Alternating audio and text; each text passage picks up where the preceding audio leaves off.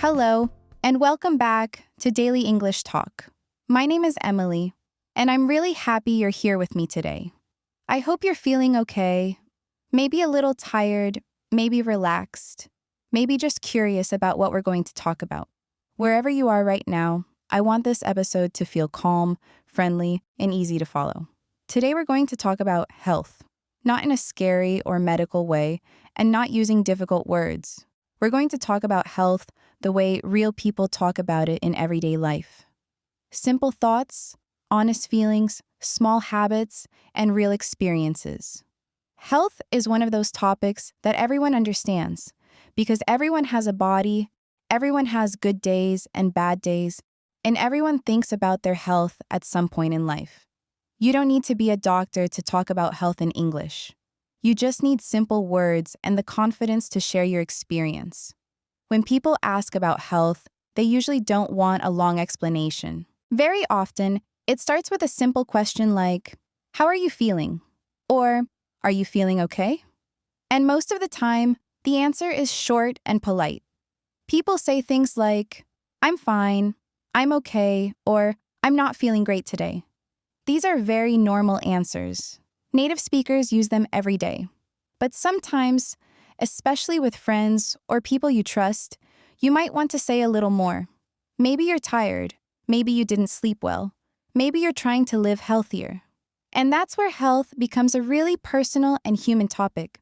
For me, health used to be something I didn't think about very much. When I was younger, I felt like I had endless energy. I could sleep late, eat anything, skip exercise, and still feel fine the next day. I think many people feel this way when they're young. Health feels automatic, like something that just works. But as I got older, I started to notice small changes. Nothing dramatic, nothing scary, just little signals from my body. I felt tired more often. I noticed that stress affected me more. If I didn't sleep well, I really felt it the next day. And that's when I started thinking about health in a different way. I realized that health is not only about not being sick. It's about how you feel every day. Your energy, your mood, your focus, your emotions. All of these things are connected. When people talk about health in English, they often use very simple sentences. For example, "I'm trying to eat better," or "I need more sleep," or "I'm trying to exercise more." These sentences are easy, but they say a lot. I often hear people say, "I should take better care of myself." This is a very common phrase. It doesn't mean something specific. It just means the person knows they need to slow down, rest more, or change some habits. In my own life, one of the biggest changes I made was learning to listen to my body. That sounds like a big idea, but it's actually very simple. It means paying attention when you feel tired, stressed, or overwhelmed, instead of ignoring it. For example, I used to feel guilty when I rested. If I sat on the couch and did nothing, I felt like I was being lazy. But over time, I learned that rest is part of health. Rest is not a problem. Rest is necessary. Many people I talk to feel the same way. They work a lot, they are busy, they have responsibilities, and they forget to rest. And then one day, their body forces them to stop. They get sick or exhausted or burned out. That's why health conversations are becoming more common. People talk more openly now. They say things like, "I'm really tired lately," or "I need a break," or "I'm trying to reduce stress." These are very modern, very real conversations. Another big part of health is mental health, even if people don't always use that phrase. People might not say mental health, but they talk about stress, anxiety, feeling overwhelmed, or feeling low. These are all parts of mental health. For a long time, people didn't talk about these things openly. But now, especially among friends, it's more normal to say, "I've been feeling stressed," or "I've had a hard week emotionally." And this kind of honesty is healthy too.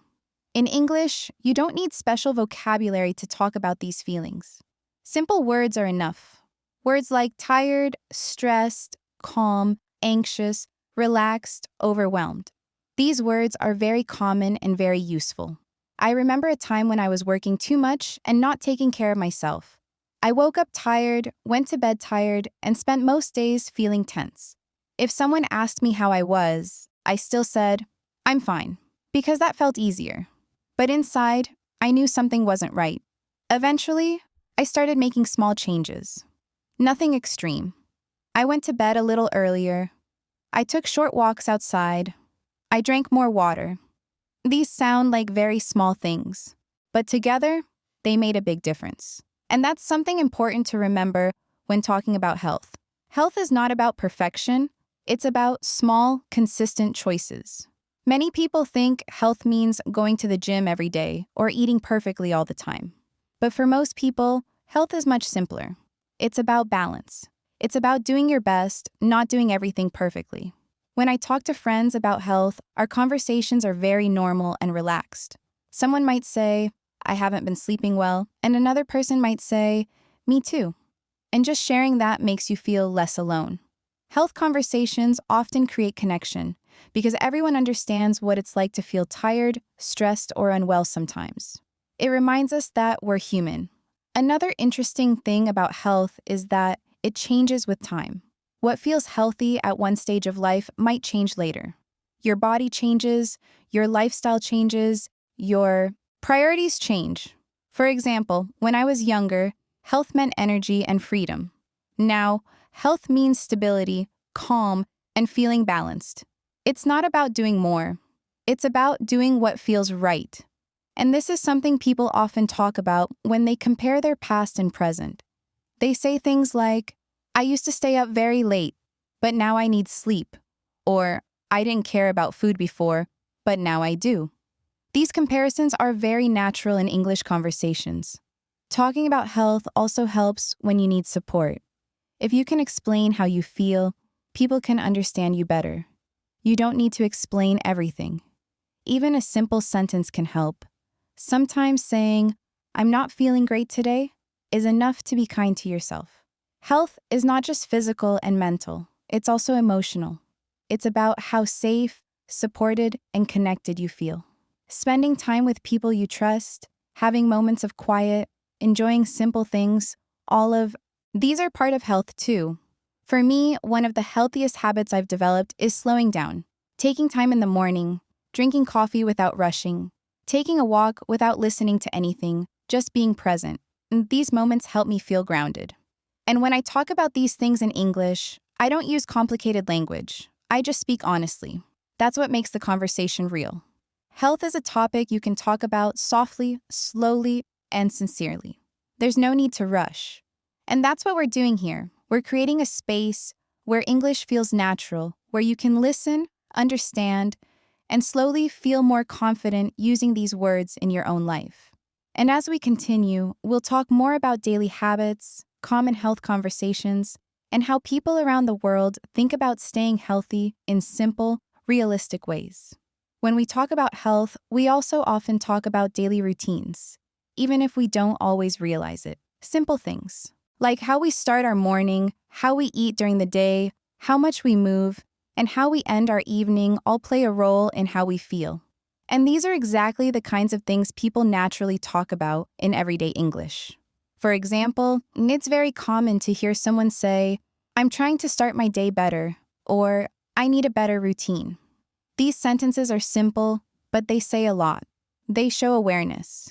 They show that the person is thinking about their health, not in a dramatic way, but in a thoughtful way. In my own life, mornings became very important for my health. I noticed that when I rushed in the morning, the whole day felt stressful.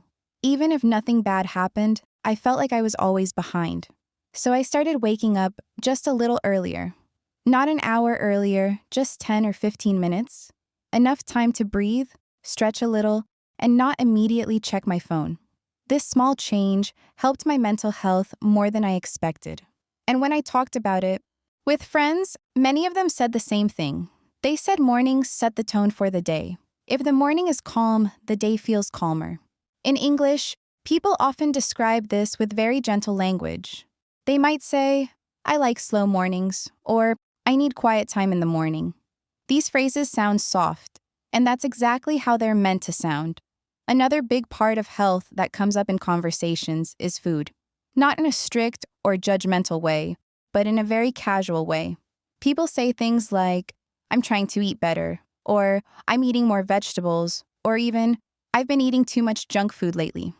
These sentences are very common, and they're very honest. Most people don't eat perfectly, and most people know it. So when they talk about food, it's usually with humor or self-awareness, not pressure. I remember talking to a friend who said, "I know what's healthy, but I don't always do it." And that sentence felt so real. Health is not about knowing.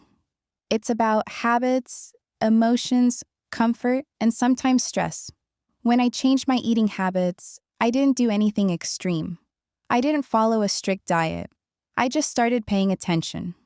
I noticed how I felt after certain meals. I noticed when I felt heavy, tired, or low on energy. And slowly, naturally, my choices changed. This is something people talk about often.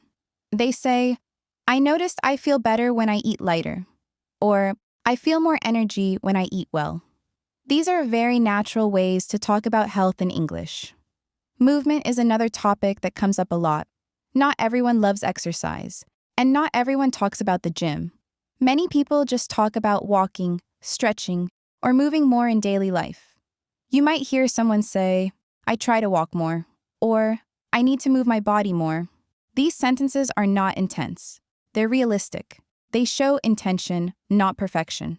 For me, walking became a very important part of my health. I don't always feel motivated to exercise, but I almost always feel better after a walk. Walking gives me space to think. It helps me release stress. Sometimes I listen to music, sometimes I listen to nothing at all. And again, when I talk about this in English, I don't need special words. I just say, walking helps me clear my mind. Simple, honest, real. Sleep is probably one of the most talked about health topics. Almost everyone has something to say about sleep. People say, "I didn't sleep well," or "I need more sleep," or "I went to bed too late." For a long time, I underestimated sleep. I thought I could always catch up later. But over time, I realized how deeply sleep affects everything. My mood, my focus, my patience, even how I speak and listen. Now, when I don't sleep well, I feel it immediately. And I'm more honest about it. If someone asks how I am, I might say, "I'm okay, just a bit tired today." That sentence is very normal and very human. Health conversations also change depending on who you're talking to. With close friends, you might share more. With coworkers, you might keep it light. With strangers, you usually keep it very short. This is important for English learners to understand. You don't need one perfect answer. You choose your words based on the situation. For example, with a coworker, you might say, "I'm feeling better now, thanks." With a close friend, you might say, "I've been feeling really stressed lately, and I'm trying to take better care of myself." Both are correct. Both are natural. Another part of health that people talk about more now is balance. Work-life balance, emotional balance, balance between doing and resting. People often say, "I'm trying to find balance," or "I need to slow down." These phrases are very common, especially in modern English. They reflect how many people feel today. Busy, connected, but sometimes overwhelmed. I personally learned that saying no is part of health. This was hard for me. I wanted to help everyone, do everything, be everywhere. But over time, I realized that always saying yes was exhausting. Now, I try to listen to myself more. If I'm too tired, I rest. If I need space, I take it. And when I talk about this, I keep it simple. I say, "I'm learning to take care of myself better." That sentence says enough. Health is also about acceptance. Accepting that some days are better than others. Accepting that you won't always feel your best. And that's okay. Many people feel guilty when they don't feel productive or energetic. But health is not about being perfect every day. It's about being kind to yourself on the hard days too. This is something I wish I had learned earlier. Being healthy doesn't mean being strong all the time. Sometimes it means resting. Sometimes it means asking for help. Sometimes it means doing less. When people talk about health honestly, these ideas often come up. They talk about learning, changing, growing. Health becomes part of their personal story. And that's why health is such a powerful topic for English practice. because it's real. It's not abstract. It's not theoretical. It's connected to daily life. As you listen to this, you might recognize yourself in some of these experiences. You might think about your own habits, your own energy, your own balance. And that reflection itself is part of health. In the next part, we'll continue talking about health in an even more personal way, including how people talk about health goals, small promises they make to themselves, and how to speak about change without pressure or fear, all in simple, natural English. As we keep talking about health, one thing that naturally comes up is change. Not big, dramatic change, but small, quiet change that happens slowly over time. When people talk about health goals in real life, they usually don't talk about strict plans or perfect routines. They talk about intentions, about things they hope to improve, step by step. People often say, "I want to feel better," or "I want to be healthier." These sentences are very open. They don't say exactly how or when, and that's okay. Health doesn't always need a deadline. For me, health goals have changed a lot over the years. In the past, I thought goals had to be specific and strict. I told myself I had to wake up early every day, exercise a lot, eat perfectly, and never feel tired. And when I failed, I felt disappointed in myself. But now, my approach is much softer. I focus on how I want to feel, not what I want to control. I want to feel calm. I want to feel present. I want to feel balanced. And when I talk about my goals now, I use simple language. I say, "I'm trying to be kinder to myself," or "I'm learning to listen to my body." These sentences feel honest and realistic, and many people I talk to feel the same way. They don't want pressure. They want stability. They want peace. Health goals are often connected to seasons and life moments. For example, at the beginning of a new year, many people reflect and think about health more deeply. They look back at how they felt and ask themselves what they want to change. But the truth is, health goals don't have to start on a special date. They can start on a normal day. A day when you decide to drink more water. A day when you decide to go to bed earlier. A day when you decide to take a break without feeling guilty. When people talk about these decisions in English, they often say, "I've decided to," or "I'm planning to." These phrases are very useful. They show intention, not pressure.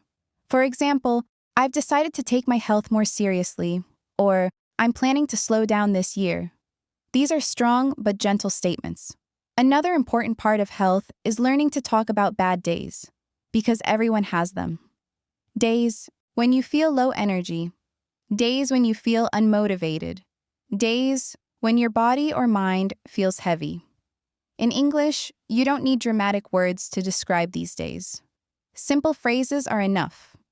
You can say, "Today is not my best day," or "I'm feeling a bit off today." These sentences are very natural and commonly used. I've learned that allowing myself to have bad days actually helps my health. When I stop fighting how I feel, the feeling passes more easily. And when I talk about it honestly, people understand. Health is also deeply connected to connection. Feeling heard, feeling supported, feeling like you don't have to pretend. Talking about health with someone you trust can make a huge difference. Sometimes just saying, "I've been feeling overwhelmed," is enough to feel lighter. You don't always need advice. Sometimes you just need space to speak. This is something I really value in conversations. Not fixing, not judging, just listening. And that kind of conversation is very healthy. As English learners, practicing these conversations is not only good for your language skills, but also good for your confidence. You're learning how to express yourself, how to share your experience, how to be honest in another language. That's powerful. Health is not a perfect line going up. It's a wave. Some days are easier, some days are harder. And learning to accept that is part of being healthy. When you think about your own health, try to be gentle. Notice small wins. Maybe you rested when you needed to. Maybe you went outside. Maybe you listened to your body. These moments matter. And when you talk about them in English, remember that simple language is strong language. You don't need advanced words to say something meaningful. As we slowly come to the end of this episode, I want you to remember one thing. Health is personal. There is no one right way. What matters is what feels right for you. And learning to talk about it slowly and honestly is a beautiful part of your English journey. Thank you for spending this time with me today. If you enjoyed this calm and natural way of practicing English, I invite you to subscribe to Daily English Talk. New episodes are here to support you, to help you feel more confident, and to make English a comfortable part of your everyday life. Take care of yourself, keep learning, and I'll see you in the next episode.